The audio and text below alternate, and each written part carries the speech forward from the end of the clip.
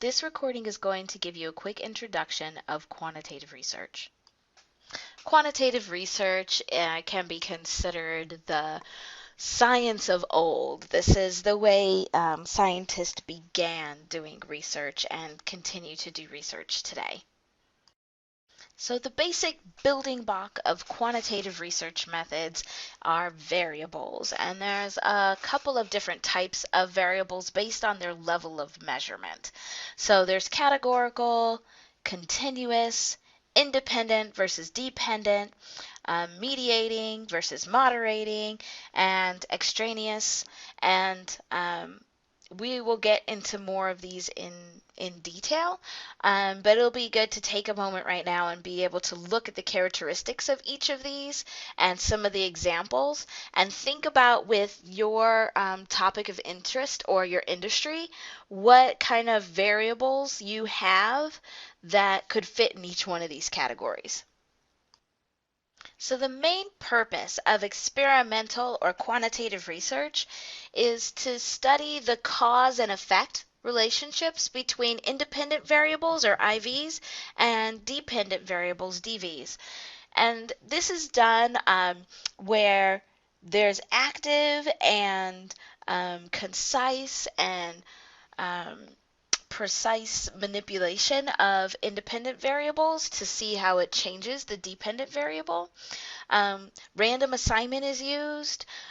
All of these experiments are required if you want to be able to prove cause and effect between variables. And part of that also is understanding what confounding variables or extraneous variables are present as well. So right now you're not expected to understand all these terms and know what all of these things are. We'll be going through all of these in more detail when we get to our quantitative weeks. But there's some general steps that are taken in quantitative research, in particular in the experimental research. And it's first you create your groups of participants. So these are like the two groups that you want to compare. So in medicine, it's our treatment and our control group. So it's the group that's getting the medicine and the placebo group. And then you make sure that you pre-test all of the participants in both groups on using the same measure, and that can be your dependent variable, and then you can start manipulating your independent variable by doing something different between the groups. So maybe one gets a certain kind of intervention and the other doesn't, or the certain one gets a certain kind of training and the other doesn't. Those all can be your independent variables. And then you measure the participants on that same pre-test measure again at the end to see if there's differences between those groups. So an example of this is if you're in education and you want to study if a math intervention is going to help raise the state test score of students, then you would do a math pre-test, and then you put one group into a special math intervention, and the other group only gets its everyday math class, nothing more. And then at the end of the intervention time, then you give them that same math test again, or you give them a math test of the skills that they should have learned in the intervention. And you see if there's a difference between those that had the intervention and those that only had the class. So in quantitative research, there's experimental research, and then there's also non-experimental research. And again, we'll get more into the details when we get to our quantitative weeks. But non-experimental research is when it's still quantitative research, so you're still dealing with numbers, but you're not manipulating that independent variable. You can't randomly assign the participants to groups, and it's a lot harder to look at the causality. There's two main types of non-experimental research. There's causal comparative research, and so this is when you're still trying to compare those different groups, but you can't randomly assign them. You can't say you people over here, you're going to be boys, and you over here are going to be girls, and we're going to compare you. Like, you're a boy or girl, and you're going to get compared. And so, um, that's what this causal comparative is it's trying to get as close to experimental research and comparing groups, with the understanding that without the random assignment, it's not truly experimental. Then there's also correlational research, and this non-experimental research looks at um, an independent variable and a dependent variable and looks at the relationship between them. Is the relationship weak or is it strong? Um, and that's about all it tells you. Is it positive or is it negative? That's all it tells you. It doesn't tell you if one can predict the other. It just tells you, is there a relationship between them? So with the example of self-esteem and class performance, is there a relationship between those two variables? This slide gives you some more examples of causal, comparative, and correlational research. So causal comparative, if we're looking at the performance of between genders, then you would look at the relationship by comparing male and female students' average levels of performance.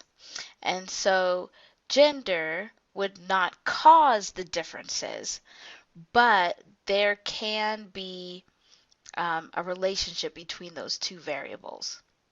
So it's not causal.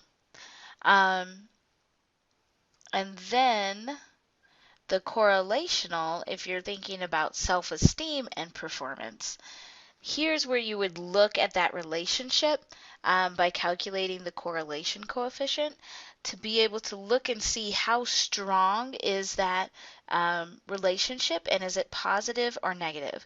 So a correlation coefficient will always be a number that's between -1 and +1. And if you get a 0, then there's no relationship at all. And the closer to +1, the stronger positive relationship there is. And as you get closer to -1, the stronger negative relationship there is. And we will go into this in more detail as we get to our quantitative unit.